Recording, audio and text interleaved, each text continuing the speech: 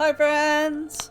This is DaintyTank. Thank you for joining me. Welcome back to Fatal 12. This is part 39, and as you can tell, we jumped straight back into things. I have a brand new camera, and I can't be happier. It looks great. I think it looks great. I can't wait to read your comments on it, and also to just see how it is overall as we go forward. Definitely still have a adorable little kitty to the right. If you haven't seen the last video in which you got to actually see Pixel, but Totoro, see that. Also see the second of the endings, which is the Fatal 12 ending. So if you look at extra Fatal 12, that's what we got last time. Now we're working on this one, which is extensive, but we've learned so much by just finishing that book. Oh my god. So we're gonna jump straight back into things. We just ended the night's elections. Let's find out. Load! And then this guy. Good evening. Or is it good morning? Greetings? Doesn't feel right either. I wouldn't mind having a catchphrase like a certain goddess, but inventing one is rather difficult. Have you tried? Hi friends! That's what I tend to do. Once again, I'm face to face with this man. He speaks casually and then grins. Is he trying to provoke me? Apologies. I'll set the jokes aside for now. You've finally obtained the most fundamental piece of this puzzle. All that remains is to place it in its relevant spot. This puzzle is one that was never meant to be completed. Allow me to guide you through the fog that clouds your memory. Are you like the memory police?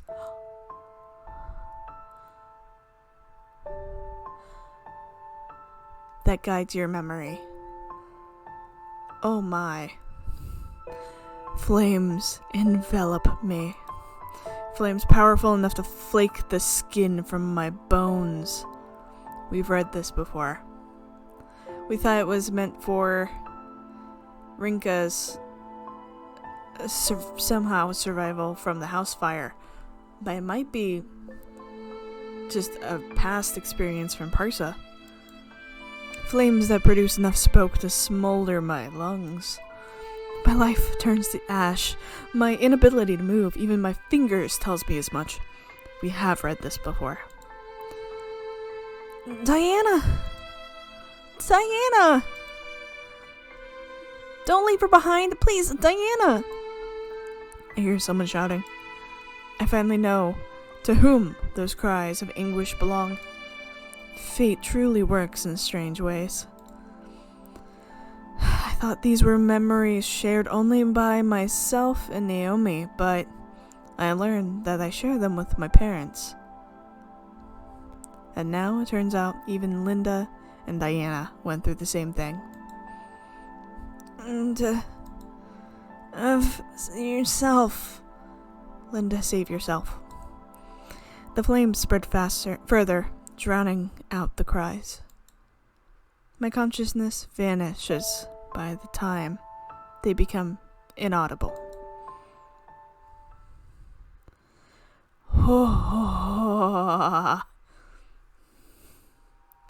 And then I wake up in the cold sweat. Meow! No suspicious things here. Lethe must have crawled into my bed at some point, but it's not responsible for this. I recall those flames. The memories sleeping within me aren't just my own. I'm not sure if it's because we're related or because I read the diary, but it's definitely due to one of those reasons when I saw what I did. What's more, I noticed that a new card has materialized in my card book. Dianna's, and thus Parsa's cause of death. Poison is written on the card. What? That's the most common cause when it comes to deaths like this. Carbon monoxide poisoning kills much faster than the flames. Oh, No death can be described as pleasant, but Dianna's case seems especially painful. Meow! Lethe jumps from my bed. We still have an adorable little shrimp over here. Lethe jumps from my bed, probably because I've gotten up and moved to my desk. It usually runs off after I get up. But I'm not gonna let that happen today. Meow! Rather than pick it up like normal, I grab it by the tail, mainly out of fear that it'll outrun me. It was definitely about to hightail it. Meow! See? Meow! Turns to face me and then starts hissing. He's still asleep. I guess being grabbed by the tail doesn't feel too good. I refuse to let it go and tug it even harder. Don't tug on a cat's tail. That's their spinal cord. Kinda don't do that. It tries to run, but I scoop it up and then check its front paw. I knew it. It has a scar there. The same scar that Leo, Linda's cat, had. Her diary mentioned that it cut itself by stepping on a piece of glass. Naturally, you don't inherit a scar.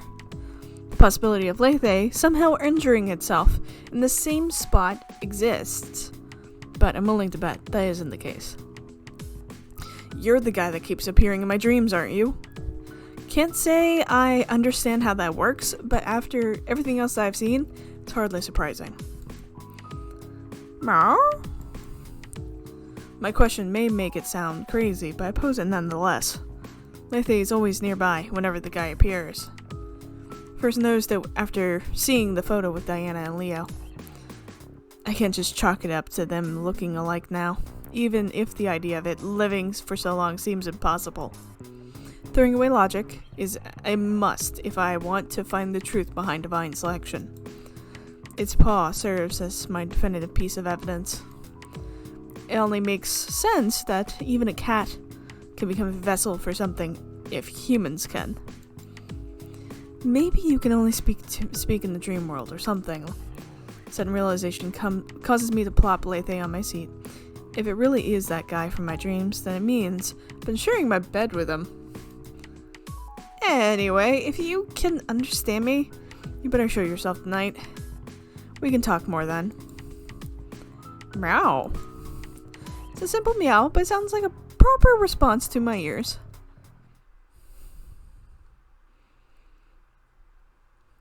We have Monday through Thursday off from school due to midterms being over. Although it's one of the busiest times for teachers, since they have to go over everyone's exams, grade them, and then prepare all the different result sheets. They can probably do with as much help as they can get right now. Funny how I'm the one getting help from some weird guy in my dreams at a time like this.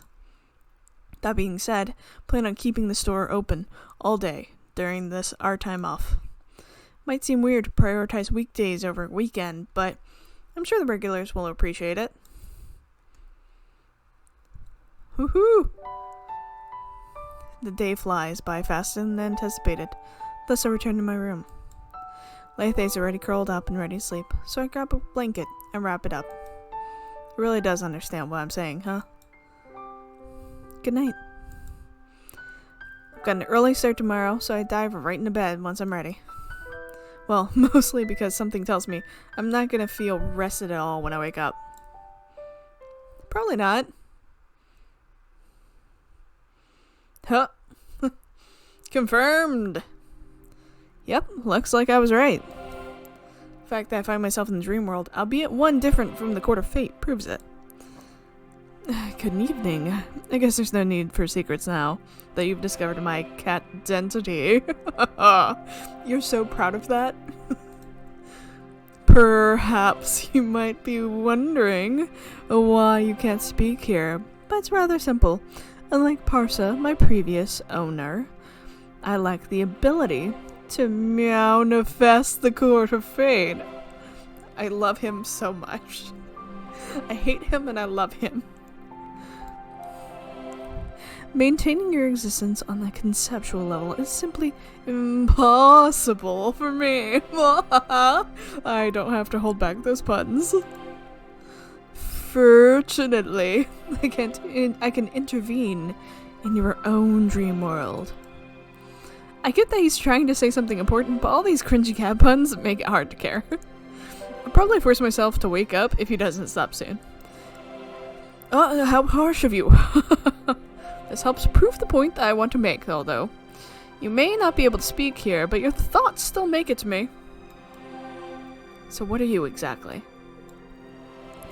I'm Lethe, the river of forgetfulness that flows through the underworld. Rather, an existence given power resembling it. The details vary from tale to tale, but we can keep it simple for your sake. Lethe is a river that flows through the underworld. Those who drink from it experience complete forgetfulness. Nope, that doesn't explain anything. I'm the one responsible for erasing the memories of any paradoxes created by divine selection. Oh my god, you're in charge of the memory erasure between each of the events. Wow! Think of me as a being that's been granted the role of interfering with people's memories, if you will. Either way, I was right about you being Lethe. Actually, I guess you'd be Leo, considering the scar on your paw. Can you explain how and why you can take a human form and appear in my dreams, much like Parsa? It's because I'm essentially nothing to this world. A regular cat became me, while a poor girl became a goddess.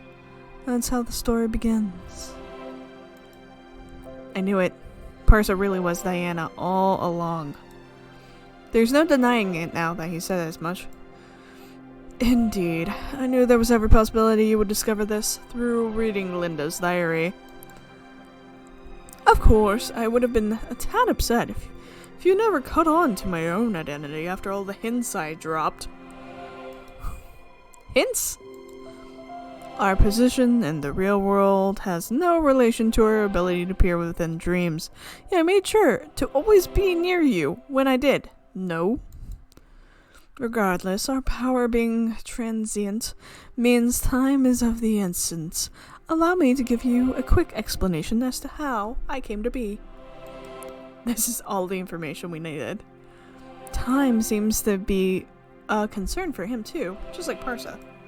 Curious as I am, I make sure not to interrupt him. This power of mine is one I was never meant to receive. The circumstances differ greatly from Diana's.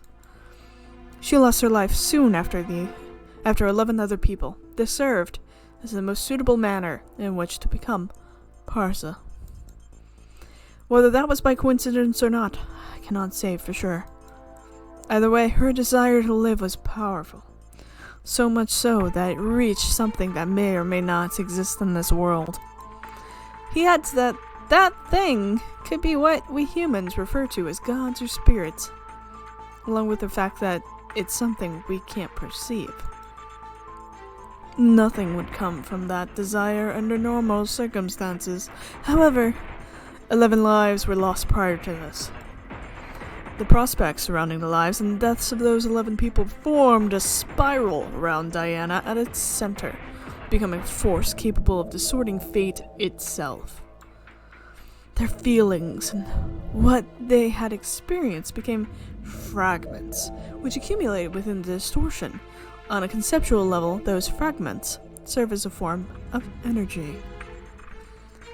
That's where the emotions of others got pulled into from the first ending we saw. Diana's link to that something I mentioned allowed her to use that energy and cause a miracle, resulting in her becoming Parsa.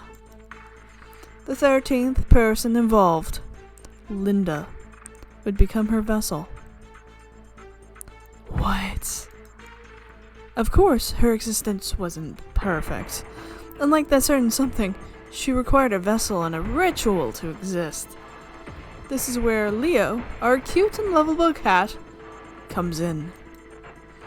I myself was on the brink of death due to that fire. Dianna, through her desire for Leo to survive, split her power with me. She did so despite it being imperfect. To be more accurate, I was connected with the very same something by her doing so.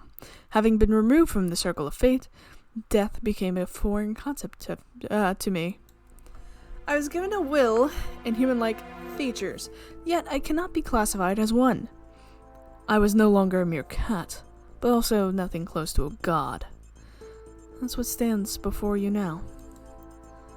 Dianna may have wished for Leo's survival, but unfortunately, that never came to be. In the end, Lethe's existence remains undefined. Parameter undefined. You never want undefined parameters. Sorry. Undefined is actually the worst thing you can have in a coding. Just pops up as undefined. No! What's wrong with my code? I only get about half of what he's saying, in all honesty. It's like, how can you understand words but not their meaning? I'm sure what he's trying to say is simple, though. Diana's desire to live led to her becoming Parsa, and her desire for Leo to survive turned it into Lethe. Now, I'm even more curious. The way of thinking is the exact same as us. He still has more to say. Dianna is a kind girl at heart. That's why I use my power on her first and foremost, to erase almost all of her memories from her time as a human. I left just enough for Parsa to remain a human-like will. Do you know why? She must bear the burden of carrying out divine selection to maintain her own existence. Doing so involves giving hope to others, only to rip it away. A girl as kind as her could never live with that. Thus, I chose to do what I did. You made divine selection a thing. Ugh. She never once tried to interfere with our fates. Our situation seemed entertaining to her on the surface, but she never looked as though she was truly enjoying it. Wait. No!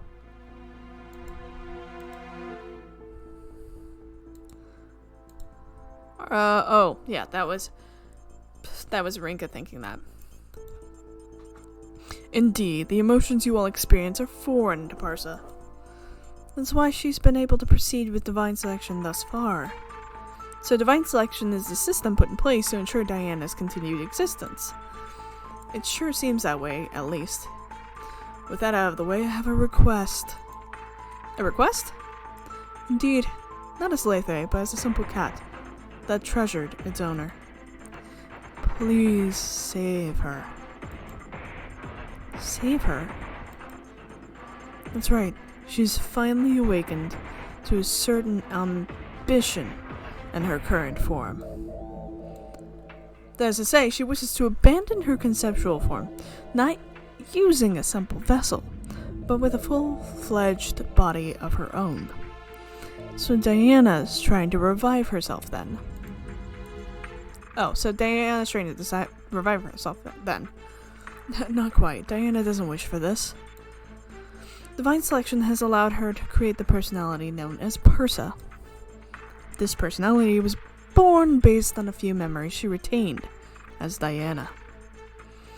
Desires and ambitions are inherently attached to one's personality, so Parsa eventually developed this ambition of her own. All the pieces fell into place for her. This happened through her meeting someone who shares both her essence and past material form. A direct descendant of her older sister. Someone born within the confines of a twisted fate. Diana's older sister, Linda. Someone born during divine selection whose existence wasn't undone. It's me. Yeah! Granted, that's not too difficult to figure out when only me and Maharu are left at this point. Correct you are. Parsa, having met you through your fate, influenced fate so that you would become a participant. Huh? She opposed fate itself in doing so. Her powers remain transient all the time. Thus, she can never win against it. Fate in the world itself will do everything it can to return to its normal state. Even should she succeed and overtake your body, all that awaits her is a cruel death. What do you want me to do then? You're already just one step away from succeeding, aren't you? So we have to elect her. Elections are a means of reverting one's fate by making everything about them clear. You can restore Dianna back to her original fate by doing so. This may be different personalities, but both Linda and Parsa share the same existence. You mean both Dianna and Parsa share the same existence? Both will disappear should you succeed. They'll finally be able to rest. So, yeah, Dianna and Parsa. Dianna has done enough by this point. She has no reason to defy fate anymore. What's about this then? We're trying to do what she said? We're trying to do what she did. Your cases are inherently different. Surviving divine selection is a simple case of trying to influence the possibility of you still being alive into the primary flow. Dianna, on the other hand, no longer has that possibility. Over 100 years has passed since her birth, after all. Her ambition is what it means to truly defy fate. Pain and suffering come hand in hand with this, however. They only continue to build up while she's unaware. And you're fine with this? Dianna herself is upset by all this. It's her will as much as it is mine. Can you explain that? Sorry, but I won't be able to maintain my connection to your dream world much longer. Wait! We still know Parsa's regret. There's more I want to ask you too. Worry not. It won't be long before you come to learn the rest. You can't rely on me any further. From here on out, you'll have to use everything you know to make it through. Find an outcome where both of you can be happy. And allow me to make one last apology. I am the one responsible for your foggy memory at the outset of divine selection. I had to remove parts of your memory to make you forget your incompatibility with Parsa. I did so she couldn't force you to win. Perhaps I should phrase it another way. Your happiness relies on surviving with your friend, correct? I know her well through you, my current owner. As such, this is the most I can do to help you. Be warned, though, the gradual return of your memories also affects Parsa's. She has her sights set on you now. Wait for both of us to survive. Things would never have played out like this had you known everything from the start. Though I should stress, it was by your own power that they did. I merely provided an opportunity. I guess I should thank you, then. I'm the one that should be thanking you. We spent far more time together while I was a cat, and you've been a fantastic owner. Helping you out any further would be breaking my own rules, so we won't meet again until everything is over. Rules exist to maintain order and balance. It wouldn't be right for me to topple that balance by continuing to break them. Unless I forget that you'll still have the pleasure of seeing me in my lovely cat form. Good luck. I'm praying for your success. My mind begins to lull once more as he stops talking. Dreams are supposed to be a way for the brain to process thoughts, but I'm leaving more confused than I came. I don't know. I had a dream last night, and it was different types of trees are connected to different types of trauma. And so it was trauma cheese. I just kept having more and more different types of trauma cheese. So dreams aren't always the thing. Upon waking up, I noticed a gorgeous black cat sleeping on my head. Thanks, Lethe. Meow. I dragged myself out of bed after hearing its answer. Lethe told me that we need to make it through on our own. Though through the 12th election, the conclusion of divine selection. In other words, next Monday. We need to overcome all odds and reach that day. Oh, hi. Are you awake? My own cat's awake. Okay, time to... My phone goes off, just about as I'm about to get ready. I'm gonna pause for a sec. Sorry about that. Had to let out the cat. He's finally awake from his, hour nap. My phone goes off, just as I'm about to get ready. Looks like Mao's calling me. It's not a text, an actual call. Take a deep breath and answer it. Rini, come quick now, Nearance! Nearance! Mao panicked voice is the first thing I hear after picking up. The shock of what I just heard causing me to drop my phone. No! Mao called Maharu as well, so the three of us meet in the hospital lounge to talk. Based on what we know, Naomi was rushed there earlier. Seems like she collapsed this morning. She was reading at home as usual, but something seemed off. Then she said that her head started hurting all of a sudden. She has an awful fever, which is what caused her mom to call an ambulance. They don't seem to know what the cause is either. I've heard the details from Naomi's mom as well. They have no idea what happened. What's worse is she's also unconscious. It's so sudden that they can't think of anything of any cause. I can't blame them either. She seemed perfectly fine to me when we last met. Doesn't seem like she collapsed from overexertion, so all the doctors can do is put her on IV and let her sleep for now. How come you were first to hear about this? I called her up to ask if she wanted to hang out at your place, but her mom picked up instead. This would be completely unexpected to most people, but me, I've seen her go through this before. Do you know what she was reading? Nope, only that it was some really old book. They suggested that she could have been allergic to the mold or something since it's so old, but apparently that's not it. I try not to make a big deal out of this information. Well, there's not much we can do right now. Might as well go home and wait for the results of her scan. I held out after that, but not before making eye contact with Maharu.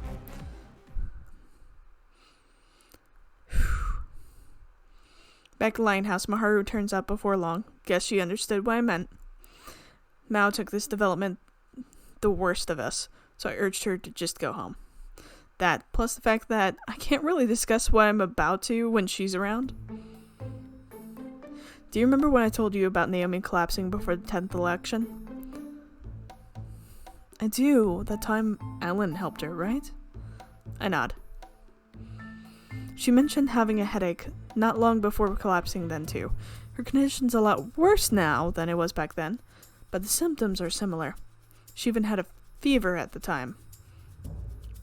It was due to her memories being in disarray, if I recall. Maybe because they get rewritten after every election, unlike ours. That burden must have led to her headache and eventually her collapse. I suffered similar headaches after the start of divine selection due to my own foggy memory. In Naomi's case, my new memories are overriding those she had prior to the alteration. That means she's suffering twice as much as I did. It's my fault for not noticing. No, it's not. I take responsibility for not anticipating it. Naomi's been with me this whole entire time. I may have chosen to distance myself from her for a time, but I've been keeping her up to date with everything since the incident with you. So basically, I've been replacing her new memories with those from before the alteration. Things never would have escalated this far if I had been more careful. There's no point in feeling sorry for ourselves right now. All we can do is believe that she'll be fine. What's more, we also have a duty to think about divine selection. Yeah, thanks. I'm so grateful for Maharu's level-headedness. Yeah, same. She is so calm. Then again, I doubt it's all natural. She's forcing herself to be like this due to her own state of panic. I take a deep breath and suggest that we sit down. I can't just switch gears considering the circumstances, but the truth remains that either Maharu or I will die if we don't sort things out. We need to make progress, no matter what. Take a look at this. It shows a certain guard. Dianna's cause of death. Not only that, but I make sure to fill her in on what Lethe told me. Oh, here we go. Needless to say, doing so takes some time.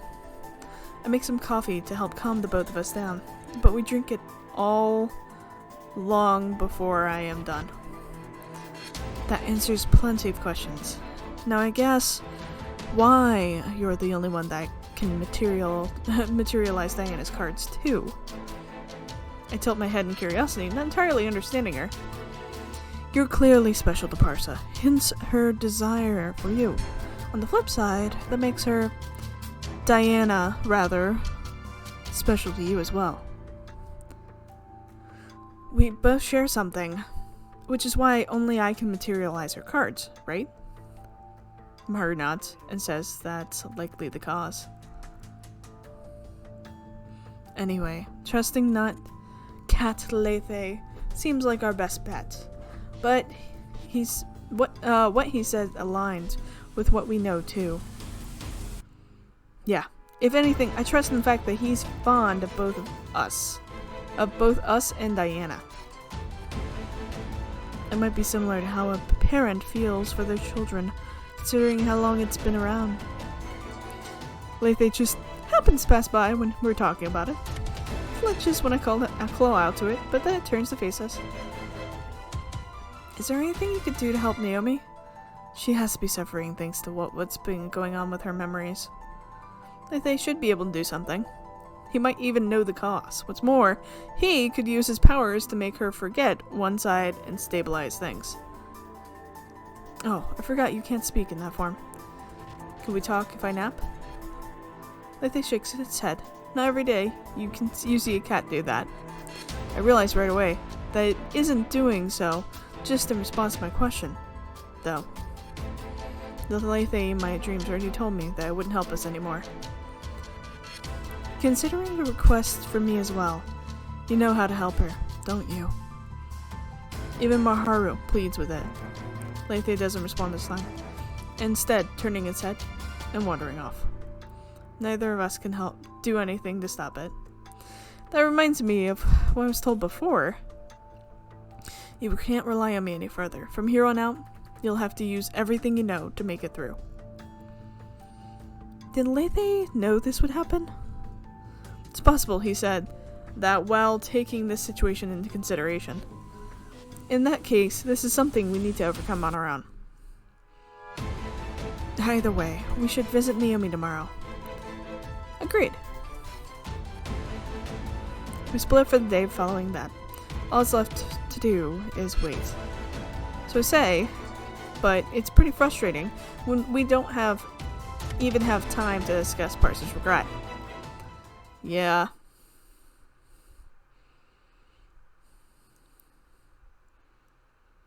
Lethe doesn't appear in my dreams last night, though that much was expected. I can tell if this tenacity to rely on others is a trait of mine, or of people in general. Either way, we've made arrangements to go to the hospital with Mal today. Maharu has to work the morning shift, so it'll happen this evening. We're going to talk things out back here regarding Parsa's regret once we're done too. Waste no time in getting ready to leave.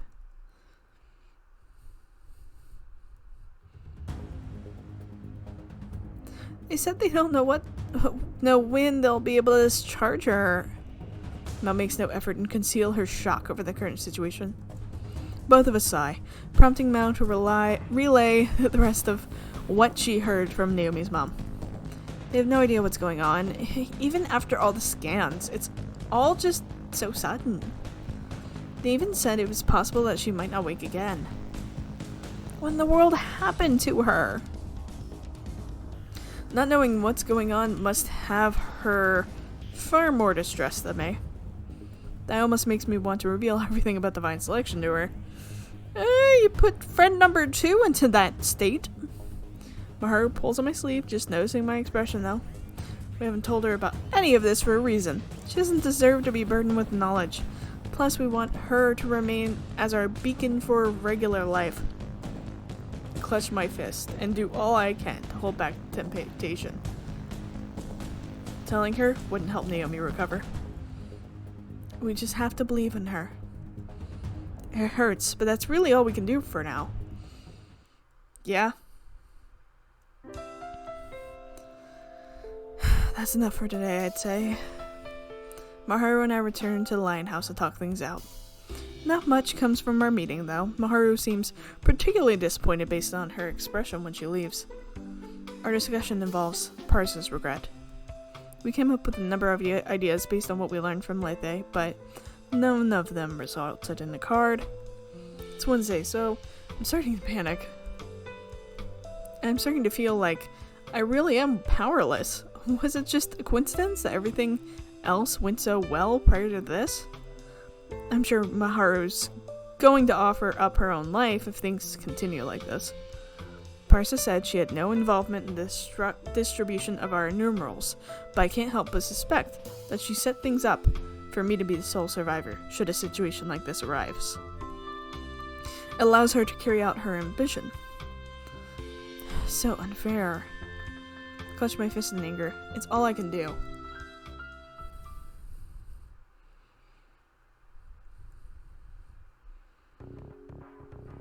Thursday. That's enough for today, I'd say. Forced to hear Maharu repeat the same line from yesterday. Naomi still hasn't recovered, and we still haven't made any progress with Parsa's regret. So basically, we're still stuck at the same spot. Today's our last day off from school, too. We'll be back there tomorrow, forced to face our exam results. Summer holidays aren't too far off either, and yet we won't have a chance to enjoy them at this rate. Is it all over for us? My panic leads me to lament.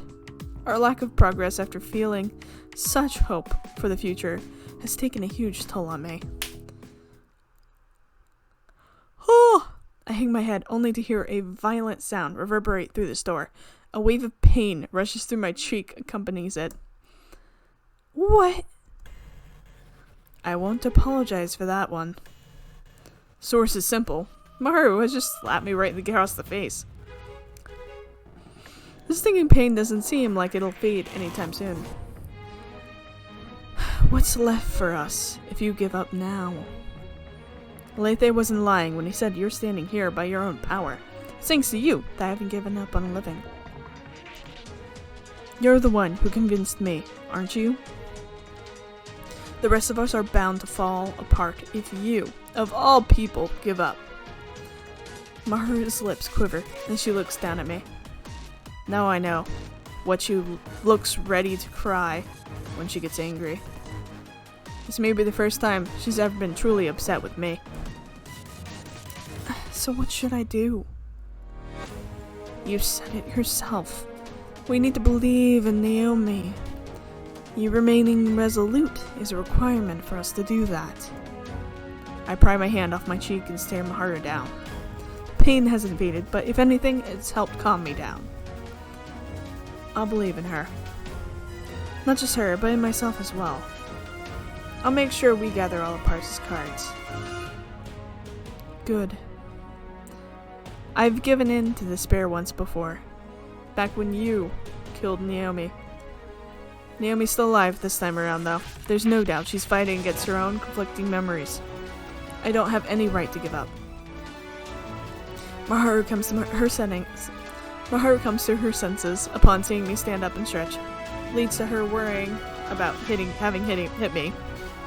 It's kind of funny to hear her telling me to ice my cheek down to prevent it from swelling, as well as worry about whether or not I bit the inside of my mouth when she smacked me. So much care. I find myself in thought once alone in my room.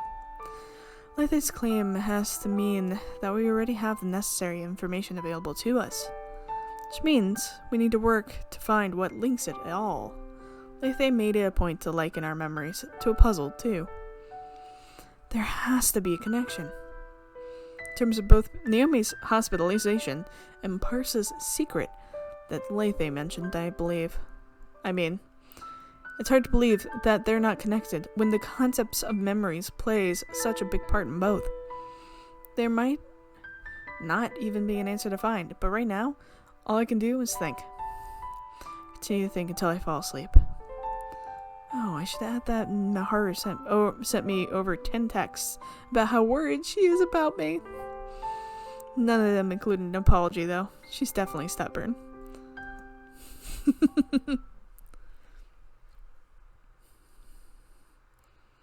Friday. Nothing new comes to mind upon waking up. Today's Friday, which means we've only got 3 days till the final round. It's still too soon to give up, though. We managed to materialize Scale's final card with far less time to spare. Now that I think about it, there may be another diary or something laying around in my grand's room. I'll ask her if I could snoop around once school's over. Something will come to mind so long as I don't give up. For now, though, I should focus on getting ready for school. Good job. Nothing could prepare me for what awaits me there. And I mean that in a good way. Naomi? Naurin! Naomi. All three of us happened to arrive at the same time, only to see Naomi there.